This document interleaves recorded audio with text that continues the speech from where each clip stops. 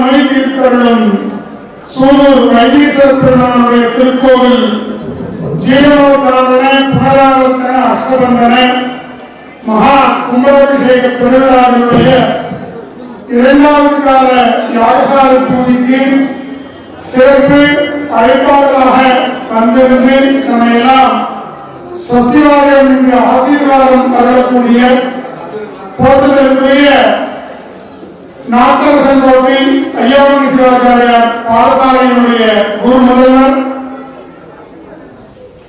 எங்கள் அன்பிற்கும் மரியாதைக்கும் உரியவர், பல பாடசாலை மாணாக்கர்களை உருவாக்குகின்ற பெரிய பொறுப்பினை ஏற்று நடாத்தித்தவர் மரியாதைக்குரிய சுப்பிரமணிய சிவாச்சாரியார் என்கிற கண்ணன் அவர்களை அன்போடு திருக்கோவில் சார்பாக அழைத்து மகிழ்ந்து அவருடைய திருமணமாக அண்ணா அவர்கள் எல்லாம் வல்ல பெருமானுடைய யாகசாலையிலே ஆசீர்வாதம் செய்யுமாறும் தொடர்ந்து நல்வாழ்த்து சொல்லி எல்லோரையும் அருளாசி வழங்குமாறு அன்போடு பிரார்த்திக்கின்றோம்.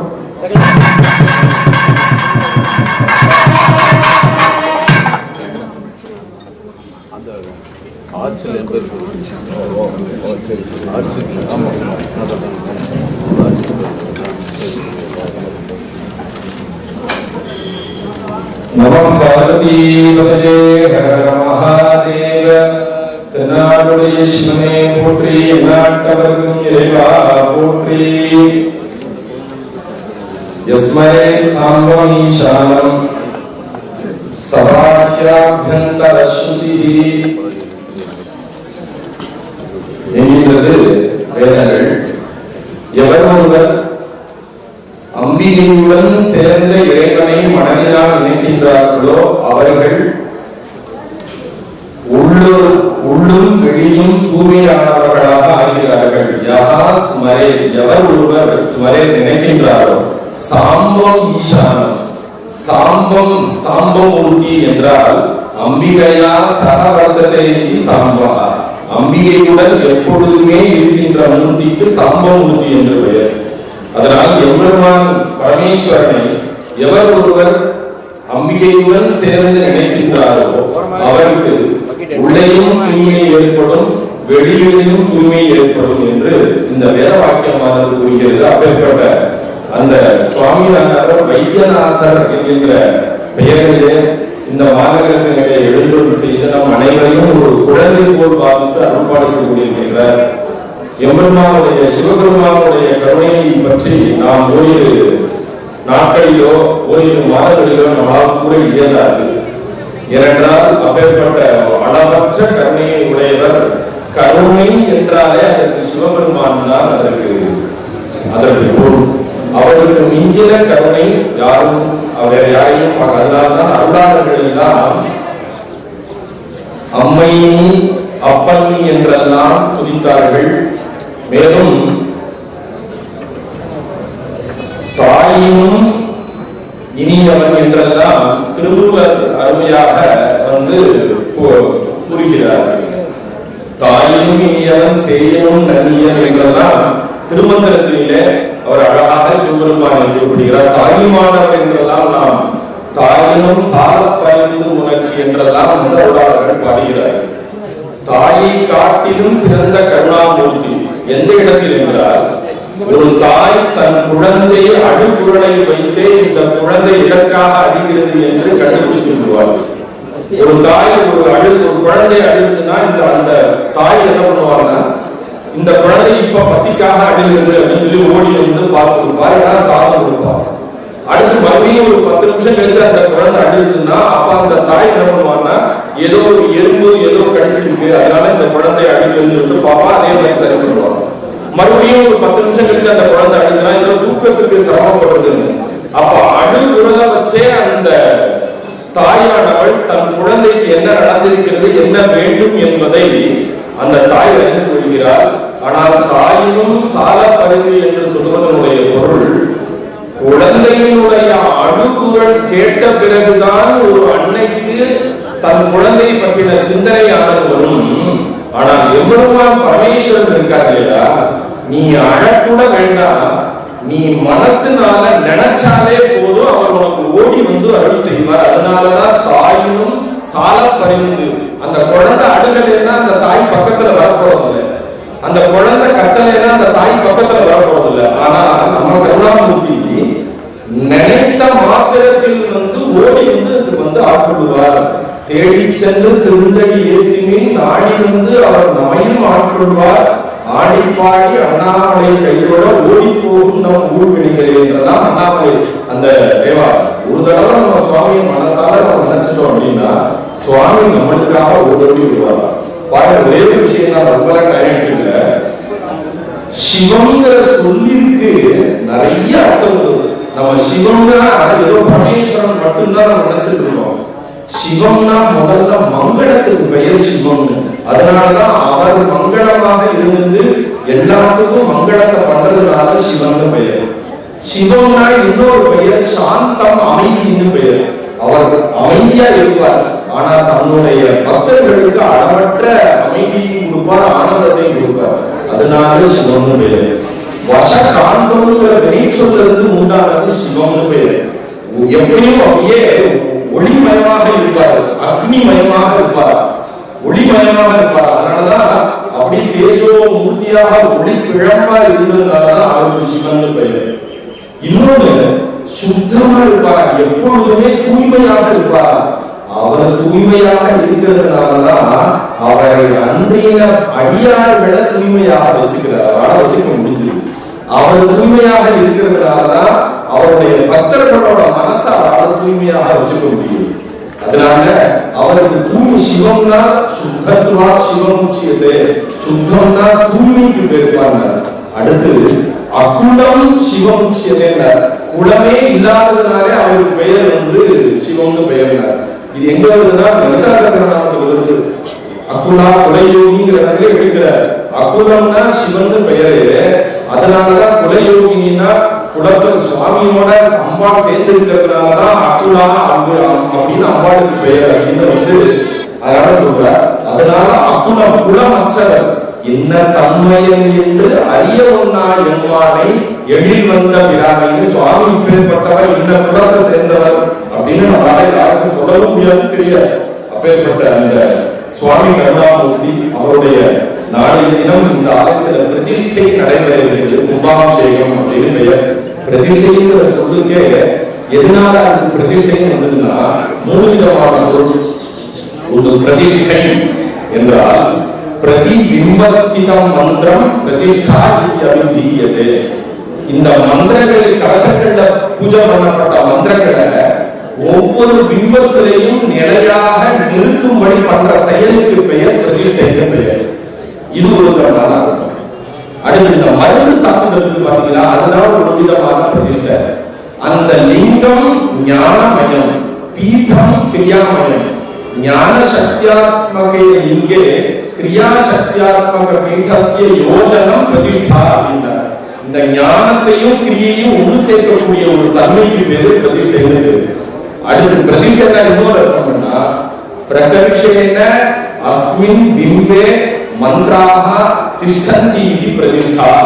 கும்பாபிஷேகத்துக்கு அப்புறமும் அந்த மந்திர சாநித்தியங்கள்லாம் அங்க இருந்ததுனால, அங்க இருக்கும்படி செய்யறதுனால அந்த செயலுக்கு பேரு பிரதிஷ்டை அப்படின்னு பெயர். இது 3 விதமான அர்த்தம். இன்னொரு விதமான அர்த்தம் எஜமானர்கள் பரமான. பிரதிஷ்டைனா எஜமானர் குறிக்கும். என்ன எஜமானர்? பிரதிஷ்டா அப்படின்னா புகழ் அர்த்தம். தைத்திரிய உபநிஷத்துல பிரதிஷ்டாவான் பவதி அப்படின்னு வருது. புகழ அடைஞ்சவர் புகழுக்கு பெயர் பிரதிஷ்டைன்னு பெயர். அப்ப புகழ அடையணும்னா புகழை எப்படி அடையலாம்? நிறைய செயல்கள்னால அடையலாம். நிறைய பேர் சில பேர் புகழுக்காகவே சில செயல்களில் ஈடுபடுறது உண்டு. ஆனா தான் செய்யற செயலை வச்சு புகழ் தேடி வரணுமே ஒழிய புகழுக்காக எந்த ஒரு இதுவும் பண்ணக்கூடாது. அப்ப இந்த சிவ பிரதிஷ்டை யதோக்தமாக சாஸ்திர விகிதமாக சைவாகம முறைப்படி அந்த ஆகமங்கள்ல என்ன சொல்லியிருக்கோ அதுபடி பண்றதுனாலதான் ஒரு உண்மையான புகழானது ஏற்படும் அப்படின்னு சாஸ்திரங்கள்லாம் சொல்லியிருக்கு. பாருங்க, ஒரு பிரதிஷ்டையை எஜமானர்கள் சரிவர செஞ்சுட்டாங்க அப்படின்னா ஏகவிம்சதி குலம் 21 தலைமுறைகள், அந்த தலைமுறைகள் வானில நட்சத்திரம் இருக்கும் காலம் சிவலோகே மகியதே அப்படின்னு வாக்கியம். சிவலோகத்துல அந்த 21 தலைமுறையும் இருக்கும், அப்படியே அந்த சுவாமியோட அனுகிரகம் இருக்கும் அப்படின்னு. அந்த செயலை கொடுக்கிறதுனால இதற்கு பெயர் பிரதிஷ்டை அப்படின்னு பெயர். அதனால அப்படிப்பட்ட வைத்தியநாதர் பேருமே அதனால வைத்தியநாதர். வைத்தியம் அப்படின்னாலே மருத்துவர்னு பெயர். வைத்தியநாதர் எல்லா மருத்துவருக்கும் நாதர்னா தலைவர். எல்லா மருத்துவம் உலகத்துல முதல் மருத்துவர் யாருன்னா நம்ம சிவபெருமான் தான். அவருக்கு மிஞ்சினது தான் அத்தனை மருத்துவர்கள். முதல் மருத்துவர் யார் அப்படின்னா சிவபெருமான் தான். என்ன, நம்ம என்னைக்குமே ஒரு பிரச்சனைய மேலோட்டமா தீர்க்க மாட்டோம், மேலோட்டமா தான் தீர்ப்போம். இப்போ உதாரணத்துக்கு தலையை வலிக்குது அப்படின்னா உடனே ஏதோ ஒரு மாத்திரையை போடுவோம், இல்லைன்னா ஏதாவது அமிர்தாஞ்சன் ஏதாவது கோடாலி எடுத்து தடவிடுவோம், உடனே தலைவலி போயிடும். இது தலைவலி போறதுக்கு வழி. ஆனா தலைவலியை நீக்கிறதுக்கு இன்னொரு வழியே இருக்கு. என்னன்னா இந்த தலைவலி எதனால வந்தது, என்ன காரணத்தினால வந்தது அப்படின்னு அவரோட மூலத்தை கண்டுபிடிச்சு அந்த மூலத்துக்கு மருந்து போடுறதுதான் உண்மையான தலைவலிக்கு மருந்து போடுறதா. அப்படி நம்ம பண்ணிட்டோம்னா தலைவலி எப்பவுமே வராது. மருந்தும் அதே மாதிரிதான். நம்ம இங்க இருக்காங்க வைத்தியநாதர்கள், இவர் எதுக்கு வைத்தியம் பார்ப்பார்னா உடல் சார்ந்த நோய்க்கு வைத்தியம் பார்க்க மாட்டார், உள்ளம் சார்ந்த நோய்க்கு அவர் வைத்தியம் பார்ப்பார். உள்ளம் சார்ந்த நோய் இருந்ததுன்னா உடல்ல இருக்கிற சின்ன வியாதி கூட பெரிய வியாதியா வந்துடும். ஆனா உடல்ல நிறைய வியாதி இருக்கு, ஆனா உள்ளத்துல ஒரு வியாதியும் இல்லைன்னா உடல்ல இருக்கக்கூடிய வியாதி எல்லாம் குறைஞ்சு போயிட்டே இருக்கும். டாக்டர் சொல்லும் போதே சொல்றாங்க, நீங்க மனசை தைரியமா வச்சுக்கோங்க, சுவாமி இருக்க அப்படின்னா மருத்துவர்கள் சொல்றாங்க. அப்ப இந்த உடம்புக்கும் உடலுக்கும், இந்த உடலுக்கும் உள்ளத்துக்கும் நிறைய சம்பந்தம் உண்டு. ஒருத்தருக்கு உடல் தூய்மையாக இருந்ததுன்னா ஒரு உடல் தூய்மையை காட்டிலும் உள்ள தூய்மையானது வேண்டும். உள்ள தூய்மை இருந்ததுன்னா உடல் தூய்மை இல்லைனாலும் கணக்கில் இல்லை. ஆனா உள்ளம் தூய்மையாக இல்லைன்னா உடல் தூய்மையாக இருந்தாலும் அவனுடைய பேச்சு சரிப்படாது. அப்ப இந்த வைத்தியநாதர் என்ன பண்ணுவாங்கன்னா ஒருத்தனோட உடல் தூய்மையை, உடல் நோயை தீர்ப்பதை காட்டிலும் இந்த உடல் நோய்க்கு எது மூலமாக திகழ்கிறதோ அந்த உள்ள தூய்மையை அகற்றுவார். சார், நம்மளுடைய சைவ சமயம் இருக்கே, அந்த மாதிரி ஒரு சமயத்தை நம்ம எங்கேயுமே பார்க்க முடியாது. இப்ப நீங்க நான் இங்க இருக்கேன், இவர் என்ன கூப்பிட்டுருக்காரு அப்படின்னா நான் வரேன், இவர் என்ன கூப்பிடலன்னா நான் வரமாட்டேன். அதே மாதிரி நான் இங்க இருக்கேன், நான் ஏதாவது பேசுறேன், இவருக்கு மனசு போனபடியதான் நடந்துட்டேன், இவர் என்ன சத்தம் போடுவார். சத்தம் போட்டதுக்கு அப்புறம் நான் திருப்பி வருவேனா? வரமாட்டேன். அதுக்கப்புறம் அன்பா பேசுறதுக்கு அப்புறம் தான் வருவோம். ஆனா நம்ம சைவ சமயம் பாருங்க, உன்னை இகழ்ந்தாலும் உன்னை அரவணைப்பதுதான் சைவ சமயத்தோட நோக்கம். இதனாலதான் அருளாளர்கள் அகச்சமயம், புறச்சமயம், அகப்புறச்சமயம், புறப்புற சமயங்கள்னா அதுக்கு அழகா பேர் வச்சாங்க. நீ என்ன வழிபடுன்னு நான் உன்னை சொல்லல, ஆனா நீயும் சைவம் தான். அகச்சமயம் புறச்சமயம் தான். உனக்கும் எப்படி தந்த பிறந்த 10 குழந்தைகளை ஒரு தாய் ஒரே மாதிரியா தான் பாப்பாடே முடிய, இவன் எனக்கு வேணும் அவன் எனக்கு வேணும் பிரிச்சு பார்க்க மாட்டான். அதே மாதிரிதான் இந்த மற்ற சமயங்கள் எல்லாம் சைவ சமயத்துக்கு ஆதாரமாக திகழ்ந்ததுனால சைவ சமயம் எல்லாத்தையும் அரவணைச்சது. அப்ப அந்த சைவ சமயத்துக்கு ஆணிவேராக திகழ்வது நமது ஆலயங்கள், நமது பரம்பொருளாக இருக்கக்கூடிய பரமேஸ்வரர் அவருடைய ஆலய திருப்பணி. ஒரே ஒரு ஸ்லோகத்தை சொல்லி நான் நிறைவு செஞ்சுக்கிறேன், ஏன்னா நிறைய நேரம் அதிகமாயிருக்கு. ஏன்னா நிறைய கேட்கலாம். வால்மீகியே ராமாயணத்தை உபதேசம் பண்ணலாம், வைத்தியநாதரே இங்க வாழாம உபதேசம் பண்ணலாம். ஆனா பசி வந்திருக்குன்னா வால்மீகியாவது வைத்தியநாதன் போயிட்டே இருக்கும். உபூக்ஷிதம் நானும் இல்ல, உபூக்ஷிதம் நான் பிரதிபாதி கிஞ்சிது. பசிக்கப்பட்டது ஒண்ணுமே தெரியாது. ஒரு 5 நாள் பட்டியா போட்டு 6ஆம் நாள் எவ்வளவு மகாபாரத உபதேசம் பண்றேன்னா ஒரே அச்சுக்கு போனா போதும். ஏன்னா அவனுக்கு பசி 5 நாள், அவன்கிட்ட போய் நான் உனக்கு உபதேசம் பண்றேன், மகாபாரதம் பேசுறேன், ராமாயணம் பேசுறேன் பேசிட்டு கூடாது. அதனாலதான் செவிக்கு உணவு இல்லாத பொழுது சிறு வயிற்றுக்கு ஈயப்படும். நம்ம இப்ப அப்படி இப்படி மாற்றி புரிஞ்சுக்கணும். வயிற்றுக்கு உணவு இல்லாத பொழுது சிறு செவிக்கு ஈயப்படும் அப்படின்னு நம்ம மாத்திக்கணும். அந்த மாதிரி காலமா இருக்கு. ஏன்னா நல்ல விஷயங்களை ரொம்ப நேரம் சொல்லிட்டு இருந்தாலும் பண்ண முடியாது. நல்ல விஷயங்களை கேட்கறது பெரிய விஷயம், நல்ல விஷயங்களை சொல்றது பெரிய விஷயம், நல்ல விஷயங்களை நல்ல விதமா சொல்றது அதை விட பெரிய விஷயம். மகாபாரத யுத்தம் ஆரம்பிச்சிருக்கு. சண்டை நடக்கும் போது நீங்க ஒரு 2 நாள்ல யுத்தம் ஆரம்பிக்கும். அப்போ போய் திருதராஷ்டிரனுக்கு புத்தி வருது. உடனே விதுரரை கூப்பிடுறாரு. விதுரரை கூப்பிட்டு, விதுரா எனக்கு நல்லது சொல்லு அப்படிங்கிறார். உடனே விதுரர் சொன்ன முதல் வார்த்தை, சுலபா புருஷாகார்ஜன் சதகம் பிரியவாகினா அப்பிரியஸ்ய சுபத்தியஸ்ய பக்தாஸ்ரோராஜ துர்லபா. உன்னை சிரிக்க வச்சுட்டே இருக்கக்கூடிய ஆள் தான் உன் பக்கத்திலே இருப்பாங்க. உனக்கு உண்மையை எடுத்து சொல்றதும் நீ வருத்தப்பட்டாலும் பரவாயில்ல இதுதான் சத்தியம்னு சொல்லக்கூடிய ஆள் இந்த உலகத்துல கிடைக்க மாட்டான்.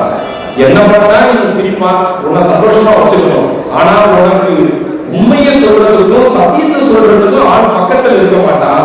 அப்படியே இருந்தாலும் நீ பொறுமையா கேட்க மாட்டேன். இது யுகத்தோட தர்மம் இது அப்படின்னு சொல்லுவாங்க. அதனால உண்மையை நம்ம நல்ல நல்ல விஷயங்களை அப்படி நம்ம கேட்டு வச்சிருக்கிறோம். சட்டன்னு கேட்டு வச்சிருக்கிறோம். பின்னாடி நமக்கு உதவும்.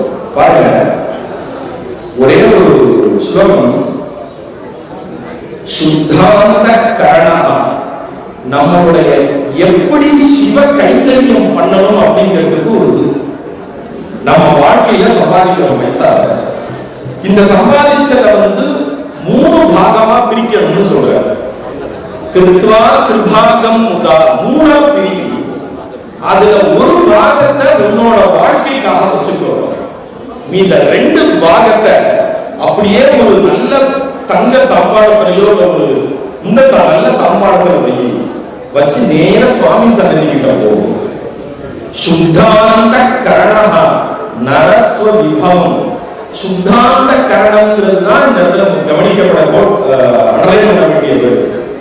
தூய்மையான மனக்கரணங்கள், மனசு, செயல், புத்தி, இது உள்ளவனாக நீ இருந்து கொண்டு அந்த 2 பாகத்தை சுவாமி வைத்தியநாதருக்கு முன்னாடி கொண்டே வச்சு, இந்த 2 பாகமும் நான் ஒதுக்கி வச்சிருக்கிற ஒரு பாகமும் நான் சம்பாதிச்சது இல்ல, உன்னால எனக்கு கிடைச்சது. இந்த 2 பாகம் உன்னால எனக்கு கிடைச்சத திருப்பி உனக்கே நான் அர்ப்பணம் பண்றேன். அதுக்கு எனக்கு ஒரு வாய்ப்பு நீ கொடுத்திருக்காரு ஈஸ்வரா. இந்த நிலைமை எனக்கு எப்பவுமே தொடரணும்னு நினைச்சு இந்த இதை அர்ப்பணம் பண்ணணும். அப்படி அர்ப்பணம் பண்ணாதான் அந்த செல்வமானது போகும் அப்படின்னு சொன்னார். அதனால அப்பேற்பட்ட அந்த வைத்தியநாதரோட ஆலயம், அந்த ஆலயத்தில் நடந்திருக்கக்கூடிய அந்த அஷ்டமந்தன குடமுழுக்கு அந்த கும்பாபிஷேக விழாவானது நாளைய தினம் வைத்தியநாதர் என்ன பிரியப்பட்டாரோ, அவருடைய கட்டளை எதுவோ, அவருடைய எண்ணம் எதுவோ அதுபடியே நாளைக்கு நடைபெற இருக்கும். நம்ம எல்லாம் ஒரு கல்விகளிலுடைய நம்ம மெயினான காரணங்கள் இது கிடையாது. எல்லாம் வைத்தியநாதருடைய இச்சா. என்ன பண்ணா, அதே ராவணன் தான் சிவபக்தன். ராவண மாதிரி ஒரு சிவபக்தனை நம்மளால பார்க்கவே முடியாது. யுத்தத்துல முதல்ல ராமர் ராவணனை பார்க்கிறார். பார்த்த உடனே அப்படி மெய் சிரிக்கிறார் ராவணன். ஏன்னா அவ்வளவு தேஜஸ் ராவணன். அவர் சொல்ற, இந்த அளவுக்கு இவன் சிவ பூஜை பண்ணியிருந்தாருன்னா இவனுக்கு இவ்வளவு தேஜஸ் இருக்கும், இவனையா போய் நம்ம சண்டை போடுறது அப்படின்னு ராமர் ஒரு செகண்ட் யோசிக்கிறார். ஏன்னா ராவணன் மாதிரி சிவ பூஜை பண்ணது சிவம் கிடையவே கிடையாது. அப்பேற்பட்ட அந்த சிவனுடைய அனுகிரகம் பரிபூர்ணமாக ராவணனுக்கு இருந்து, அதனால அப்பேற்பட்ட அந்த பரம்பொருளாகிய அந்த வைத்தியநாத சுவாமியினுடைய கும்பாபிஷேகம் எப்பொழுதுமே சிவபெருமானுடைய அனுகிரகம் வேணும்னா நம்ம சிவபெருமான் மாதிரியே மாறணும். என்ன மாறணும்? அவருக்கு ஒண்ணும் கிடையாது, நம்மளுக்கு எதுவுமே என்னுடைய இல்லைங்கிற நினைப்பு வரணும். அவருக்கு எதுவுமே சாஸ்திரம் கிடையாது, எதுவுமே கிடையாது.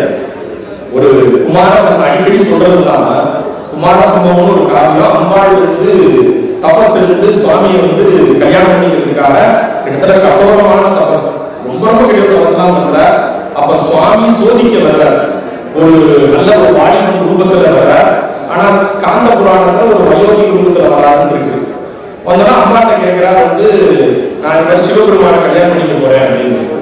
அப்ப சுவாமியே சொல்றாரா அம்பாட்ட, நீ போய் யார கல்யாணம் பண்ணிக்க போற, ஒரு கிழட்டு மாடு மேல உட்கார்ந்து இருப்பான், அவனுக்குன்னு ஆபரணங்கள் எதுவுமே இருக்காது. யாராவது ஒண்ணு தங்கம் போட்டுக்கலாம், வெள்ளி போட்டுக்கலாம், இல்லைன்னா மரத்திலையாவது வளையல் போட்டுக்கலாம். ஆனா அவன் பாம்பு போட்டு இருக்கான். சரி, உடம்புலையாவது ஏதாவது பர்ஃபியூம் நல்ல பாடி ஸ்ப்ரேயாவது அடிச்சுட்டு இருக்கலாம். அவன் பக்கத்துல போனாதான் வரும், ஏன்னா அந்த சாம்பலை பூசிப்பான். சரி, அவன் கூட இருக்கிறவனால ஒருத்தனாவது நன்னா இருப்பானான்னு பார்த்தா அத்தனையும் பூதகணங்களும் பேய்களும் பிசாசுகளும் தான் சுத்தி வந்து. நீ இவனை போய் கல்யாணம் பண்ணணும்னு நினைக்கிறியே, சரி ஒரு நல்ல ட்ரெஸ்ஸாவது போட்டிருக்கானா, அதையாவது போட்டுருப்பானா பாரு, ரத்தம் சொட்ட யானைத்தோடு அந்த புலித்தோடு தான் போட்டு இருப்பான். நீ இவனை போய் கல்யாணம் பண்ணிக்கணும்னு நினைக்கிற அப்படின்னு அந்த இவர் பார்வையை பார்த்து கேட்பார். இப்போ பார்வை சொல்லுவாங்க, நீ சொல்றது எல்லாமே வாஸ்தவம் தான், ஆனா பரமேஸ்வரனை பத்தி யாருனாலையும் கணிக்கவே முடியாது போ அப்படிங்கிறாங்க. அகிஞ்சனசன் பிரபாச சம்பதா, 10 பைசா அவன்கிட்ட இல்ல, திருவோடு தான் கையில் வச்சிருப்பாரு. ஆனா அனைத்து செல்வத்துக்கும் அவர் தான் அதிபதி. இன்னைக்கு நான் சும்மா விளையாட்டா சொல்றேன், இன்னைக்கு திருப்பதி இன்னைக்கு அவ்வளவு தூரம் இருக்குன்னா அந்த திருப்பதி பெருமாள் குபேரன் வாங்கின கடனை அணைச்சிக்கிறதுக்காக இன்னும் அணைச்சிட்டு இருக்காரு. அப்பேற்பட்ட குபேரனுக்கு செல்வத்தை கொடுத்தவர் யாருன்னா பரமேஸ்வரர். ராவணன் பிடிக்கிட்டான் நங்கைய, ஒரு போய் கால போய் விடுகிறார் பரமேஸ்வரன். உடனே என்ன பண்றாங்கவா, நான் உனக்கு ஒரு செல்வத்தை தரேன், என்னால கொடுக்கப்பட்ட செல்வத்துக்கு பக்கத்துல எவனுமே வர முடியாது, போயிட்டு வாங்க. குபேரனுக்கு பரமேஸ்வரன் கொடுத்த செல்வம், ஆனா அவர் கையில திருவுருதாண்டா வச்சிருக்க. அவர் கையில திரிலோகநாதா, 3 லோகத்துக்கும் அதிபதி. ஆனா ஸ்மசான வாசி, சுடுகாட்டு தான் படுத்திருப்பார், சுடுகாட்டு தான் இருப்பார்.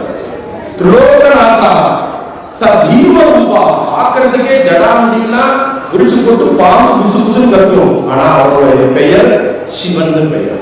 அதனால சிவனை பத்தி தெரிஞ்சவங்க யாரும் இல்ல, உனக்கும் தெரிஞ்சுக்க முடியாது. நீ போயிட்டு வா, நான் சிவபெருமானை தான் கல்யாணம் பண்ணிட்டு பாருங்க. அதனால சுவாமியை பத்தி யாருனாலும் நம்ம தெரிஞ்சுக்க முடியவே முடியாது, முழுசா அவர் நம்ம அறிஞ்சிக்கவே முடியாது. அப்பேற்பட்ட ஒரு தன்மை வாய்ந்தவர் நம்ம விஷ்ணுபெருமான்.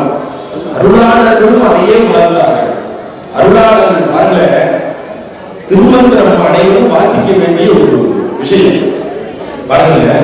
காயம் 2 கலந்து ஒதுக்கினும், ஆயம் கத்தூரி அருகிலும் அவ்வொழியும், தேசம் கலந்தோடு தேவன் என்று எண்ணினும் ஈசன் உறவிற்கு எதிரிலே தானே திருமந்திரம். திருமூலர் உனக்கு உண்மையான உறவு யாருன்னா வேற எந்த அம்மா அப்பா பூசம் கொண்டாடி பண்ணி யாரும் கிடையாது, சுவாமி மட்டும்தான் உனக்கு உண்மையான உறவு. அவரை உறவா நீ ஏத்துக்கோ. உனக்கு தோன்றா துணையோன் நீ அடியோர்கள் கேட்டார், உன் கண்ணுக்கே தெரியாம துணையா பின்னாடி வந்துட்டே இருப்பார் சுவாமி அப்படின்னு. அருளாளர்கள் சிவபெருமானை உணர்ந்தார்கள். அருளாளர்கள் சிவபெருமானை உள்ளத்தால் பார்த்தார்கள். அருளாளர்கள் சிவன் காட்டின குருமார்கள் காட்டின வழியில் நடந்தார்கள். அதனால் சிவபெருமான் என்னை வழிபடுபவர்கள் உன்னையும் வழிபடுவார்கள் என்று தனக்கு அருகாமையிலே இடத்தை அளித்தார். அதனாலதான் ஒரு கோயிலுக்கு போனா சுவாமியை தரிசனம் பண்ணிட்டு அப்படி சுற்றி 63 நாயன்மார்கள் தரிசனம் பண்றோம். இந்த 63 நாயன்மார்களும் சிவன் கூறின வழியிலிருந்து ஒரு நூல் விசகி இருந்தார்னா அவர்களுக்கு இடம் கிடைச்சிருக்காரு. தன்னுடைய குருநாதர்கள் அருளாளர்கள் நால்வர்கள் காமிச்ச வழியிலிருந்து ஒரு நூல் விசகி இருந்தார்னா அவங்களுக்கு அந்த இடம் கிடைச்சிருக்காரு. நால்வர்களுமே அவர்களுக்கு இறைவன் காட்டின வழியிலிருந்து ஒரு நூல் பசங்க இருந்தாங்கன்னா அவங்க நால்வரா அந்த இடத்துல இருக்க முடியாது. என் கடன் பணி செய்து கிடப்பதுமே தான் போராடினாங்களே முடிய, என் கடன் வேலை செய்வதுமே வேற வேலைக்குள்ள அவங்க போகல. இதுதான் உண்மையான அடியார்களுக்கு அடையாளம். நின்றாலும் கிடந்தாலும் துய்ந்தாலும் படுத்தாலும் குன்றாத குணமுடையார் துண்டனாம் குணமிக்காது பக்தராய் பணிவாக சருக்கம் சேக்கிழார் சொல்றார். அவர் சொல்றார், உண்மையான சிவனடியார் யாரு தெரியுமா கேட்கிறார். யாரு பாருங்க, விபூதி அழிஞ்சா அவன் தான் உண்மையான சிவனடியார். விபூதி அழியணும், அவன் தான் உண்மையான சிவனடியார். என்னடா இது விசித்திரமா இருக்கு, சேக்கிழார் இப்படி சொல்றாரு அப்படின்னு பார்த்தா ஒரு கருத்தை உள்ள வைக்கிறார். விபூதி ருத்ராட்சம் தான் சிவனுடைய அடையாளம், அதான் சிவனடியாருக்கு சொந்தமானது. அதுவே அழியுங்கிறாரே. அப்ப இவர் என்ன சொல்றாருன்னு கேட்டா அவர் சொல்றார், எப்பொழுதெல்லாம் ஒரு சிவனடியார் சிவ நாமத்தையோ சிவ செயல்களில் ஈடுபடுகின்றாரோ அப்பொழுதெல்லாம் அவர் கண் கலங்கி வருகின்ற கண்ணீர் தாரையாக வந்து மார்பில் இருக்கின்ற திருநீற்றை அழிக்க வேண்டும். அவர்தான் உண்மையான சிவனடியார். அப்ப எந்த அளவுக்கு சுவாமி மேல பக்தி இருந்ததுன்னா அவங்களுக்கு எல்லாம் சுவாமி பேரை கேட்ட உடனே கண் கலங்கி அந்த நீர் வரும். அப்ப அடியார்கள் நன்கு தன்னுடைய கடமை என்னவென்று உணர்ந்தார்கள்.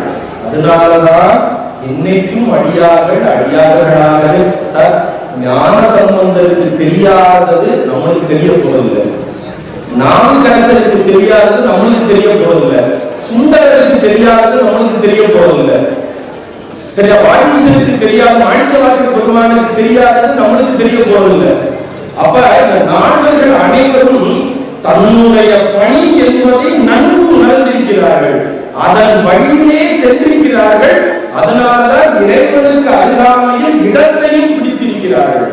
அப்ப சுவாமி என்ன சொல்ல வர்றாருன்னா ஒரே ஒரு விஷயம், என் அருளுக்கு நீ பாத்திரமாக வேண்டும் என்றால் உன்னுடைய குருநாதர் காட்டின வழியையும் நான் காட்டின ஆகமத்தையும் அப்படியே காப்பாற்றி அதன் வழியே நீ சென்றால் என் அருளுக்கு நீ பாத்திரமாக மாறுவாய், இல்லைன்னா விவசாயிகள் பாத்திரமாக அங்கேதான் இருப்ப அப்படின்னு சொல்றாரு. அதனால அப்பேற்பட்ட அந்த வைத்தியநாத சுவாமியுடைய ஆலய உபாபிஷேகத்துல அடியேற்கும் வந்து ஒரு கலந்துக்கிறதுக்கு ஒரு வாய்ப்பு இருந்தால் என்னுடைய சுவாமி சிவராமலிங்கோட கைகால சோழீஸ்வரர் அவருடைய கருணைதான் காரணம்.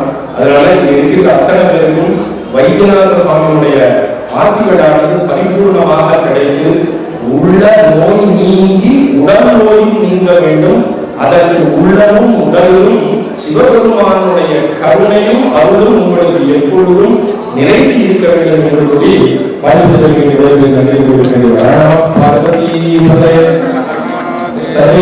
ஆசீர்வதனம் செய்யுமாறும் தொடர்ந்து நல்வாழ்த்து சொல்லி எல்லோரையும் அருளாசி வழங்குமாறு அன்போடு பிரார்த்திக்கின்றோம்.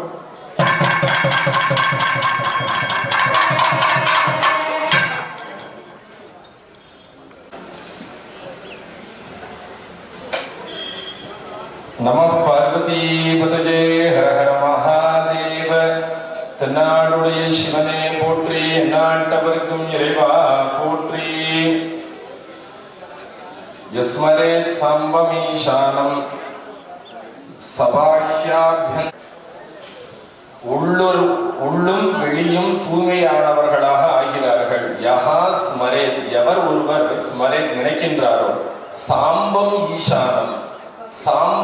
சாம்பமூர்த்தி என்றால் அம்பிகையா சகவர்த்ததே இது சாம்பகா, அம்பிகையுடன் எப்பொழுதுமே இருக்கின்ற மூர்த்திக்கு சாம்பமூர்த்தி என்று பெயர்.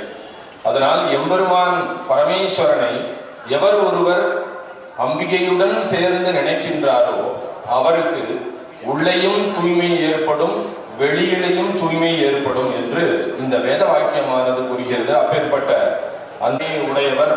கருணை என்றாலே அதற்கு சிவபெருமான் தான் அதற்கு பொருள். அவருக்கு மிஞ்சின கருணை யாரும் வேற யாரையும் பார்க்க. அதனால்தான் அருளாளர்கள் எல்லாம் சார்பாக வேண்டுகின்றோம். இன்று மாலை 5:30 மணி அளவிலே மங்கள இசையோடு 2ஆம் நாளினுடைய 3வது கால யாக வழிபாடு துவங்கும் என்று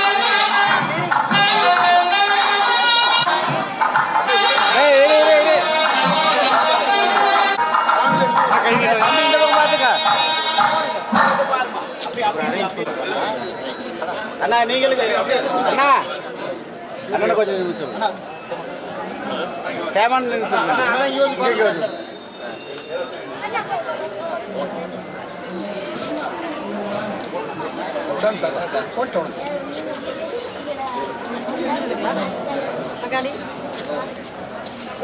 அண்ணா குறுக்க வராங்கண்ணா.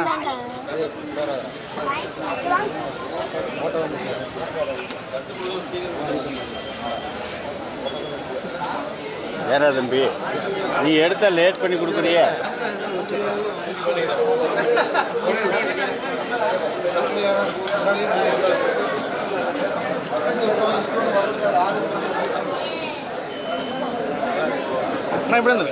அப்படியே இருங்க இந்த பக்கம் பாருங்க கொஞ்சம் இந்த பக்கம் பாருங்க இந்த எல்லாம் இந்த பக்கம் பாருங்க அப்படி பாருங்க அண்ணா ஒரு நிமிஷம் இருமா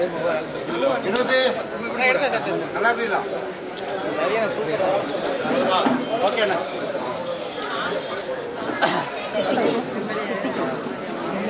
கொடுங்கம்மா சரி ஆலோசனை ஒரு தேங்காய் ஒரு பழத்தையும் நம்ம வண்டியில் வச்ச ஒரு தேங்காய் போடலாம்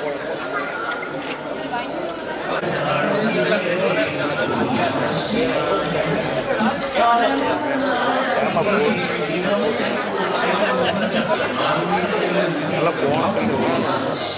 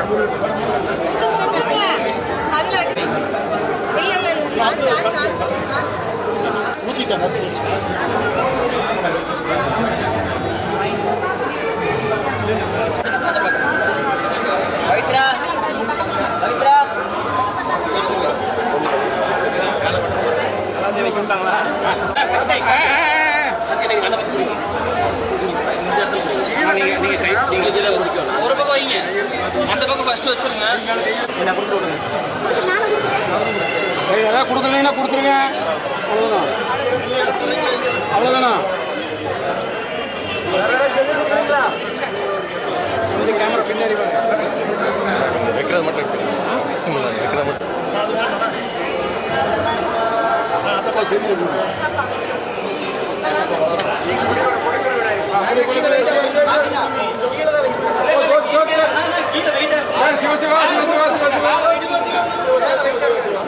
சரி மேல வச்சு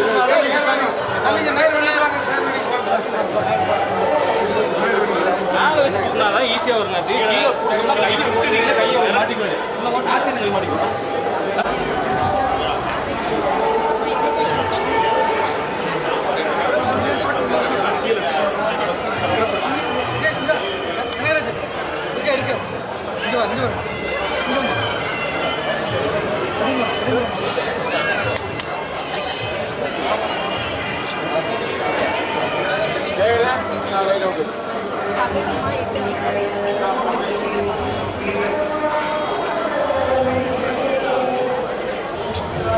அப்புறம் சார் நான் இங்கே அப்புறம் சார்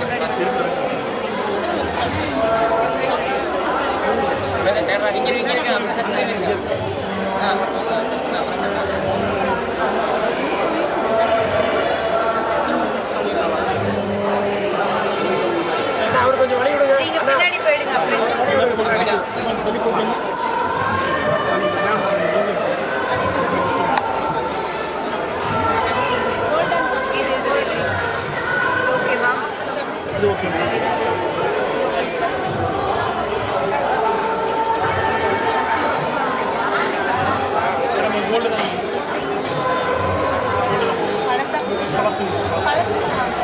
பழசு வைக்கூடாது. கேமரா முன்னாடி கொண்டு வராதீங்க. அப்படி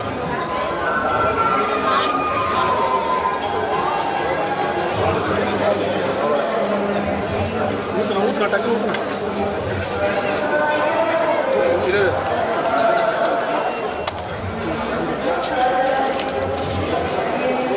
துணி தள்ளி துணி